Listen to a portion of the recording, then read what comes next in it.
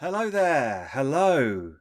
Right, so in this video, we're going to be looking at the Microsoft assessments in terms of the Azure Well-Architected Framework. So it's a bit of a non-technical video, this one, so I'm not going to jump straight into Synapse Studio, which is what I normally do. We're taking a bit of a step back. Now, what I mean by the assessments is it's not a test where there's right or wrong answers. Yeah, so you're not being scored in terms of your knowledge. It's more of an assessment in your readiness to use a platform. Now, the well-architected framework, so I've got the web page up in front of me, and I'll put all the links to these, in the description of the video. It's essentially 5 pillars that you can use to assess your infrastructure, your Azure environment. Now, this isn't just for data services. It can be used for anything, applications, Office, anything where you're using Azure services, you can use these 5 pillars. Right? So you've got reliability, security, cost optimization, operational excellence, and performance efficiency. So we're not going to go into each and every one of those and their meaning, but suffice to say that what you can do is you can align your solution with those pillars. So for example, in the world of Azure Synapse Analytics, you want to look at how to make it reliable, how to secure it, how to, I'm not going to say make it as cheap as possible. Yeah, I am. Make it as cheap as possible, right? We want as much as we want for as little cost as possible, right? And then operational excellence, how we deploy and manage our infrastructure, and keeping it fast, keeping it performant, right? Meeting SLAs. But one of the things that I really like about this framework is that it gives you some boundaries around what you're going to be looking at in terms of those pillars. And one of those is the assessments. So I'm going to bring the assessments up. What I mean by boundaries is that, well, for each of those 5 pillars, what does it actually mean? What does it relate to in terms of services? And if we're looking at Azure Synapse Analytics specifically, well, when the framework talks about reliability, well, what does that mean in terms of the features and the services that might apply to in Synapse? Again, cost optimization. Well, what does that relate to in the world of Synapse? So what you can do is, in the Microsoft assessments area, it's got different assessments that you can take. One of those is the well-architected review. So I'm going to click on that. And again, this isn't a test where you pass or fail. It's guidance, really. It's taking you through a set of questions in which you can, and this is the important part, be honest about where you are in your organization's knowledge of implementing the platform. So in this case, Synapse Analytics. So I'm going to start an assessment. Now, I'm not going to, in real time in this video, go through the whole assessment. I'm going to do a couple of pages from each of the 5 pillars. I'll do the rest and just jump cut between those. Then at the end, we can have a look at the results and, most importantly, what we do with them. If there are things that we're not sure about and we haven't answered, well, what's the point of the assessment? Well, it can point us in the right direction in what we need to upskill and to learn about those different parts.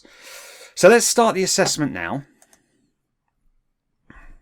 Now, you have to log in. Okay, so I've just logged in with my my regular domain account, and I'm just going to keep it as the same assessment name.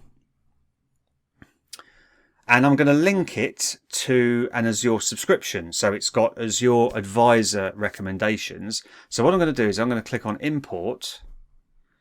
I'm going to choose one of my accounts. That should be my main Data High account there. And I'm just going to pick a resource group that has a Synapse workspace that I've created and configured. Okay, so I'm just going to zero in on that specific resource group within Azure that holds a Synapse workspace that I've created and I've been using. Okay, so now we can click Start the assessment down at the bottom right there. It's probably been hidden by my camera. Now what we can do is we can actually drill in and choose Synapse specifically. I think this is really good. We choose Analytics and we can specifically select Azure Synapse Analytics. Okay, so I'm going to click on Next and I can choose, do I want to assess every single pillar or one at a time? We're going to do everything, right? We're going to do everything. Like I said, I'm only going to do a couple of questions and then jump cut between each one, and then we'll see the results.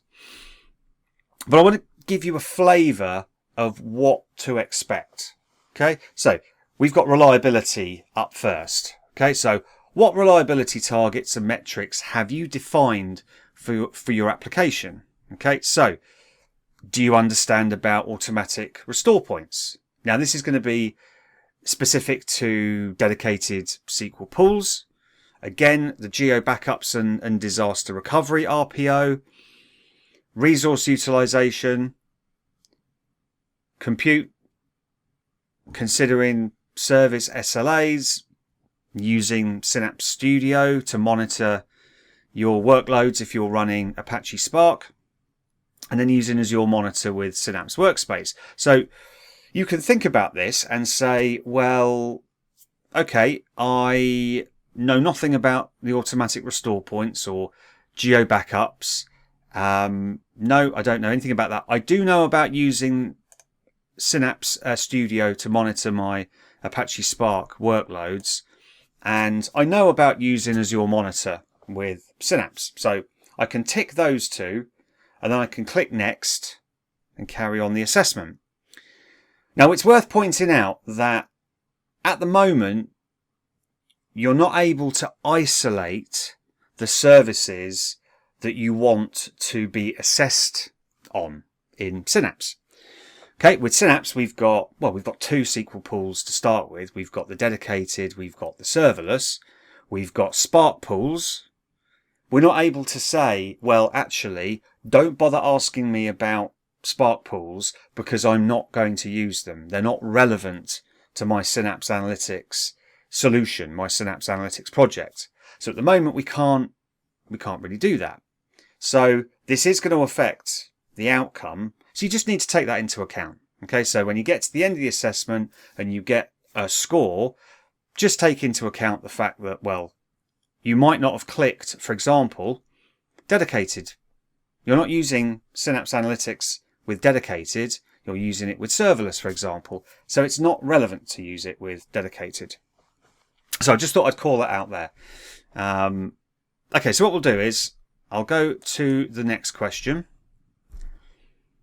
And, have you ensured that your application architecture is resilient to failures? Okay, so if we look over the question mark there, so what high availability options are there? Are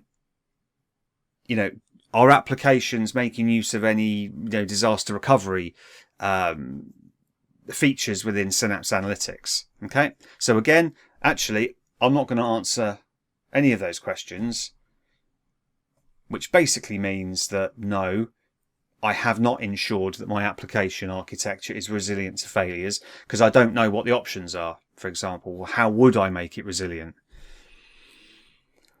So I'm going to carry on the rest of the reliability questions, and then we'll jump cut to the next section, do a couple of questions from there, and then we'll just go all the way through, score the assessment, and we'll look at the outcome. Okay, so that was all the reliability questions answered. Now we're on to security. So a couple of examples are, it's asking me, well, what considerations have I made to my workloads in regards to security? So consider limiting access and protecting data. So let's leave that unticked because I'm not really sure what that means. Let's say that I do understand what dynamic data masking and row level security is, but I'm not really sure about column level or what it considers to be reviewing data compliance requirements. I'll leave those blank. Go to the next one. So what considerations for compliance and governance do you need to take? So again, let's say that I understand what data discovery and classification is, but I'm not really sure about the vulnerability assessment or the advanced threat protection. So let's say that I understand about RBAC roles.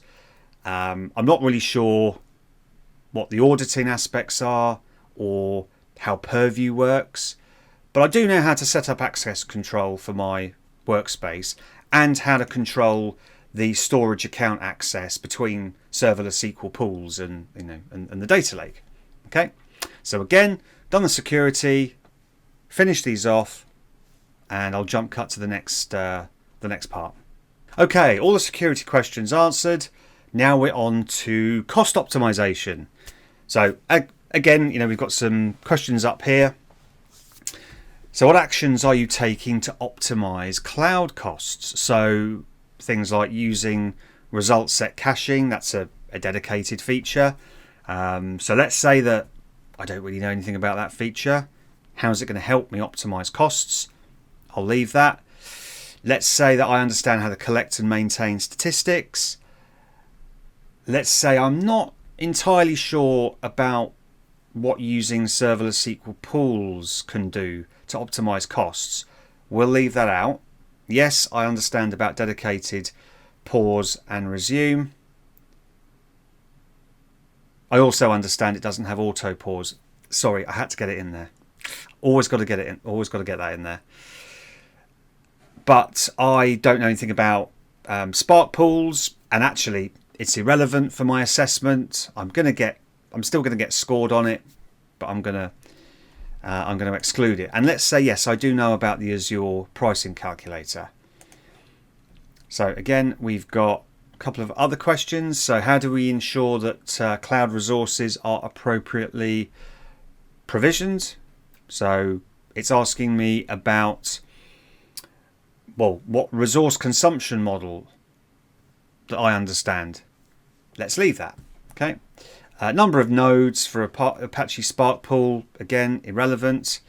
And then reviewing Synapse Analytics access control definitions to ensure proper authorization, etc. So yes, let's say I understand about that. Okay, again, I'm going to finish the rest of the cost optimization. See you in the next section.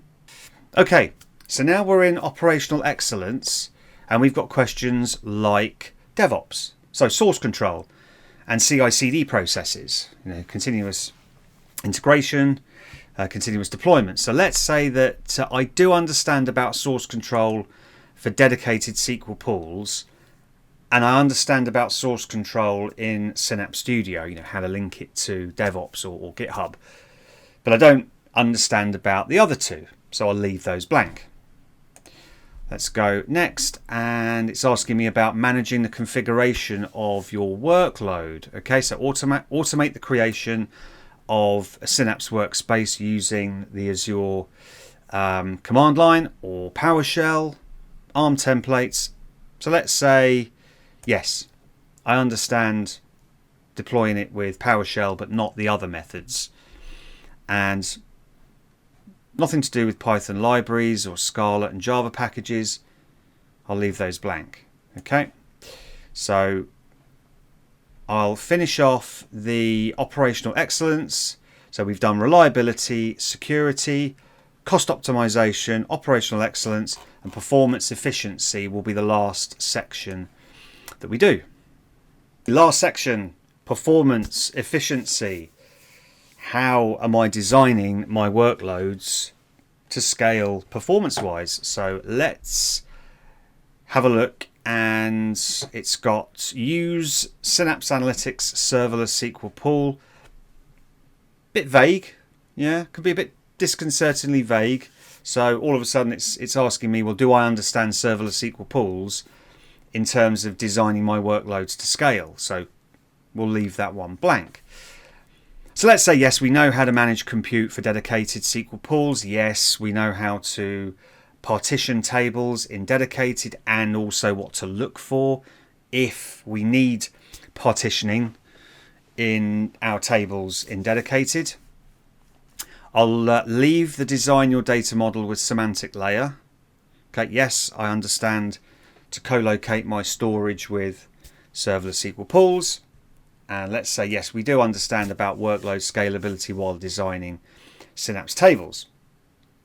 And again, I'll finish off the rest of these questions and then we'll complete the assessment and we'll have a look at the results. Okay, so I finished all the questions. So about 37 questions in total across those 5 pillars. I clicked on View Guidance and it's come to this page, the results page. Okay, so if I scroll down, then I get an overall results. So I'm going to get a score. Now, as I've said, some of the questions might be irrelevant. So for example, if you're not using Spark, then you're not going to tick the Spark questions. So just, factor that in terms of your overall results. So red, yellow, green. Hey, it's going to depend on, your specific scenario. But what I wanted to call out is what happens now. So you've gone through this assessment. Okay, fine. You've got this score that's, is it useful? What I find useful are the recommendations. It's what happens now in terms of pointing you in the right direction. Okay. Now, yes, it does, there's a bit of a breakdown here. So we can say that, well, maybe I'm happy with my cost optimization because I've got it near the green. Might review a couple of topics, but my operational excellence isn't great. Next up would be performance and reliability. Then I could look at security. But if I scroll down, what we get is the recommendations split across the 5 pillars. So for example, if we were to look at the operational excellence, if I click show more, it shows me that specific score for that section, but it also shows me all of the articles that are relevant to that section as well. So for example, I can look through here and say, well, yeah, I didn't know about monitoring tables in Synapse Analytics for skew. So now I can go off and I've got the documentation there. I can relate that specifically to that assessment. So I can review this documentation, take action, go back, let's say, well, consider Synapse Analytics capacity limits. Maybe I wasn't able to answer that question because I didn't really know what they were. Because yes, Synapse Analytics has capacity limits. It's not quite limitless. So again, I've got some documentation and I can review that. Look, we've got the data warehouse units, etc. Maximum number of connections, workload management, TempDB. So I can go and I can get myself up to speed with what the limits are in terms of Synapse Analytics. So if we go back to the review there. So essentially what we can do is we can go through each and every one of those sections, get the relevant documentation, review that, and then we can take the assessment again if we like. So again, I hope it's been useful. I know it was a non-technical session. I do those sometimes because I do like to kind of step back a little bit and have a look. And I really do like using the assessments area. And there's other assessments as well. So you've got a landing zone assessment and various other ones that could be useful for your Azure infrastructure. And I also love the fact that there is an Azure Synapse Analytics specific one that when you go through the assessment, it's going to then take you to all the relevant documentation for you to review. So again, hope it's been useful. If you haven't subscribed yet to the channel, please consider subscribing. Mostly, as you can see, mostly do videos around Synapse Analytics. So yeah, if you can subscribe, that would be brilliant. And I'll see you soon. Bye-bye.